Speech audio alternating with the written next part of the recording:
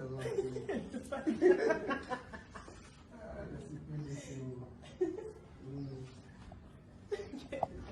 Ah, ah.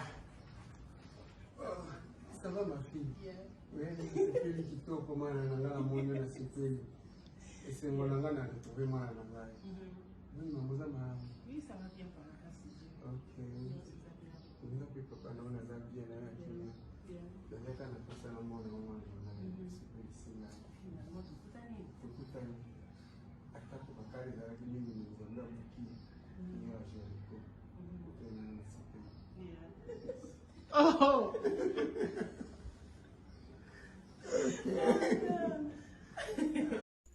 Coucou, salut à tout le monde, merci énorme pour votre fidélité sur cette chaîne Yokani Télévision. Je vous aime tant, merci, sans vous je n'aurais pas la force de continuer cette chaîne, peut-être que j'aurais déjà abandonné si vous n'étiez pas là. Merci pour vos abonnements, merci pour votre encouragement, merci pour vos suggestions, pourquoi pas vos critiques, que Dieu vous bénisse de partout. Aujourd'hui, nous sommes là pour parler d'un sujet, enfin, vous connaissez la sœur Marie Missamou, n'est-ce pas? Sa fille, Ruth Missamou, vous connaissez, n'est-ce pas? Mais son papa, le papa de Ruth Missamou, vous n'avez pas eu le temps de le connaître depuis tout ce temps. Après tout ce temps, vous n'avez pas eu le temps de connaître le papa de Ruth Missamou. J'ai vu sur Internet, il y a eu beaucoup d'encre de salut qui se sont tiraillés de partout, les gens qui se sont tiraillés de partout, il y a eu beaucoup d'encre, il y a eu beaucoup d'encre et de salive sur ce sujet, mais enfin, c'est la famille qui gagne toujours, la famille reste la famille, rien ne peut changer cette force qu'a la famille, rien ne peut changer l'union, l'unité, la force de la famille. Le sang crie toujours, le sang criera toujours, peu importe les problèmes, peu importe les circonstances, c'est le sang qui prime toujours. J'ai toujours donné comme conseil, voilà le papa de Ruth Missamou. J'ai toujours, voilà le papa de Ruth Missamou. Enfin, ils sont ensemble, ils se sont vus après plusieurs années, plus de 27 ans. Non, pas 27 ans, parce que quand le papa est parti, Ruth Missamou venait de naître, où elle avait peut-être 2 à 3 ans, donc à retrancher ces années-là. Mais comme c'était une petite fille, elle ne pouvait peut-être pas, depuis là, elle n'a plus eu l'occasion de revoir son père. Donc c'est normal que ça soit quelque chose de tout nouveau et de tout neuf pour notre nièce nationale. Donc ici je parlais du lien de la famille, et ce lien est plus fort que toute chose. Je parlerai surtout, au-delà du lien de famille, il y a le lien de sang, le sang qui coule dans le veine de cette fille, cette jolie fille qui est notre nièce nationale. C'est le même sang qui coule dans les veines de son père. Donc c'est tout à fait normal que, peu importe les années passées, peu importe les problèmes subis ensemble, peu importe ce qu'elle a entendu, ce qu'elle a toujours appris de son père, restera son père. Merci à notre tata nationale, la maman Marie Missamou, qui nous a donné cette belle fille et qui a vraiment lutté pour lui préparer un avenir radieux comme on le voit aujourd'hui. On a compris que elle s'était battue pour que cette fille ait ce qu'elle a aujourd'hui comme éducation, comme charisme, comme force et surtout comme métier.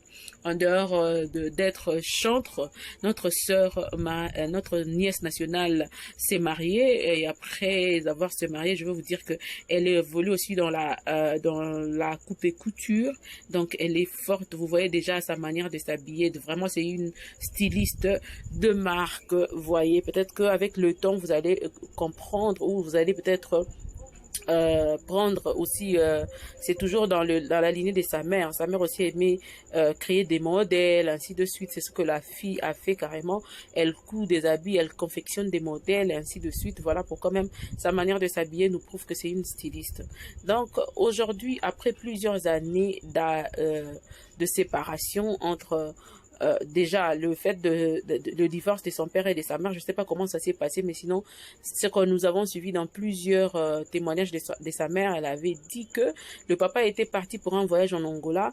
Depuis là, ils se sont parlé peut-être 1-2 ans après, et puis c'était fini, il y avait plus de contact entre eux, et surtout qu'à l'époque il n'y avait pas de téléphone. Il n'y avait pas de téléphone, il fallait attendre les écrits ou je crois que des phonies où on disait allô, à vous, des histoires comme ça là. Je sais pas si ça existe toujours aujourd'hui à l'intérieur du pays, je sais pas si ça existe parce que le téléphone est déjà presque partout. Donc C'est comme ça que le mariage s'est éteint au fur et à mesure par rapport à ce silence qui s'était installé entre l'homme et la femme. Et du coup, je crois qu'il y a eu des gens qui se sont interposés pour dire que non, l'homme là où il était parti, on ne sait pas qu'est-ce qui lui était arrivé pour ne plus faire signe à sa femme. Et la femme là où elle était restée, elle s'est battue, elle avait déjà commencé, dans ses tout débuts, son mari était au courant que sa femme était en train de faire la musique, parce que selon les témoignages, maman Marie Missamou, ses premiers quelques instruments du début, c'était son homme qui lui avait offert ça, c'est ce qu'on a appris selon nos sources. Et bon, peut-être que l'homme avait juste fait ça pour faire plaisir à sa femme, mais on pouvait penser que sa femme pouvait devenir cette grande star de notre pays, cette icône de notre pays qui a marqué les générations jusqu'à aujourd'hui. Ces chansons continuent à jouer, ça ne cessera jamais parce que l'artiste ne meurt jamais. Et du coup, quand il est parti, il a laissé la femme à ce silence qui s'était installé dans ce couple, qui a amené carrément que la maman reste avec cette fille, notre nièce nationale, jusqu'à élever, jusqu'à faire grandir et faire voyager cette fille pour Londres ou Suisse. Bon, Londres. Bon, c'est la même chose. Hein.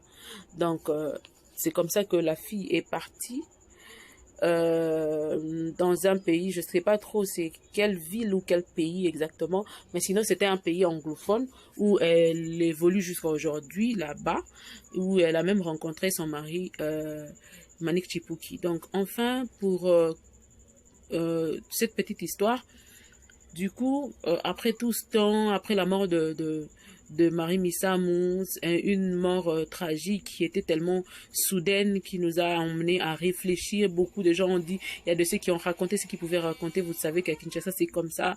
On ne veut jamais laisser l'âme de quelqu'un se reposer en paix. On a toujours des histoires à raconter, on a toujours des choses à dire. Et c'est ce qui nous emmène à de fois aussi faire perdre à nos icônes leur valeur à l'extérieur de ce pays. Pourquoi? Parce que nous-mêmes, nous sommes là pour descendre, finir et crabouiller, comme dit tout souvent mon neveu, crabouiller la notoriété de nos artistes. Donc c'est comme ça. Et après ça, on a vu sur les réseaux sociaux quand la fille s'est mariée, c'était sa prédote ou quelque chose comme ça, la présentation, quelque chose, sa demande en mariage. Oui, c'était d'abord sa demande en mariage qui avait fait le tour du monde, qui a fait des problèmes, qui a créé le problème dans tout le sens. On dira que son mari c'était un païen. Pourquoi elle qui chante pour l'Éternel, une chrétienne peut accepter d'épouser un païen qui était Manik Chipuki, ainsi de suite. Et de là est née carrément la présence ou le signe de son père.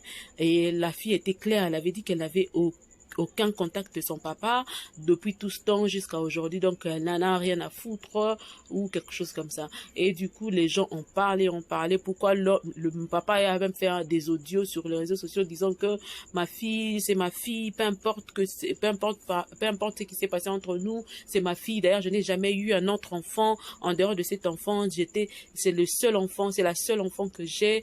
Moi c'est la seule enfant. Pour Marie Missamou, c'était la seule enfant que Marie Missamou a eu de son existence, bien qu'après il y a eu aussi des échos disant que Marie Missamou avait eu d'autres enfants en dehors de sa fille, notre nièce nationale. Mais l'année s'est passée, elle a dit qu'elle n'avait jamais rencontré aucun autre enfant de sa maman.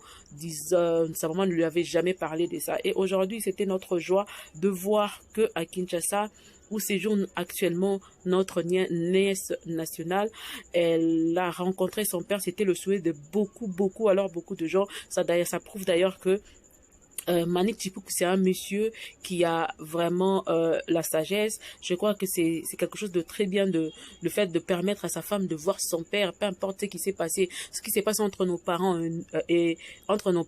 ça nous regarde pas, nous enfants. Il faut laisser les histoires de parents se régler entre parents.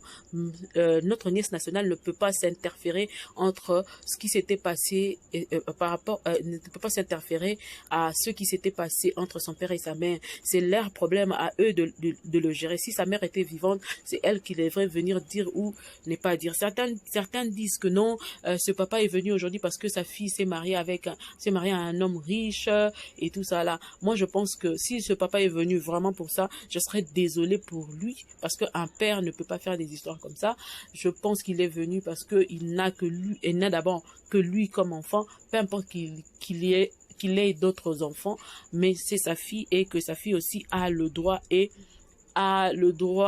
de vivre ce chaleur paternelle et ces chaleurs paternelles, et c'est normal que l'affection paternelle naisse à partir d'aujourd'hui. C'est ce que nous vous demandons.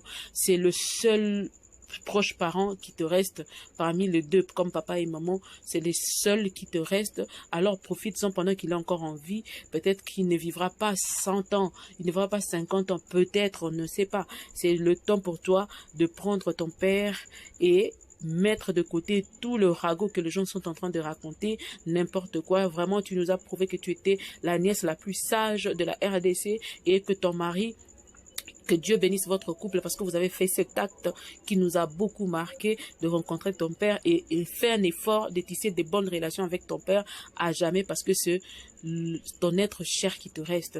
Et je pense que avec ton père, le courant passera normalement et tout. Et en passant, naboyi nanga songi mena tuningaka ndaka mari misamo ama campagne ça qui toko te famille etonda kuna na kati et comme salité par rapport à tant mari misamo azalaki eza nini yango Ruth yebisanga nanu ndaka mama o ezalaka na les oiseaux kuna ezala su kitoko te ezalaka tala kitoko ndako ezala kitoko bijou mari misamo abanda obetela mo masolo mais comment kele comment su kitoko te bon na yebitela makamba ba maina côté na banda ka koleka. Vraiment que Dieu vous bénisse. N'oubliez pas de vous abonner et surtout de partager nos liens. Que Dieu vous bénisse. Nièce nationale, maman Marie Misamo. Que Dieu bénisse tout le chantre congolais. Abonnez-vous.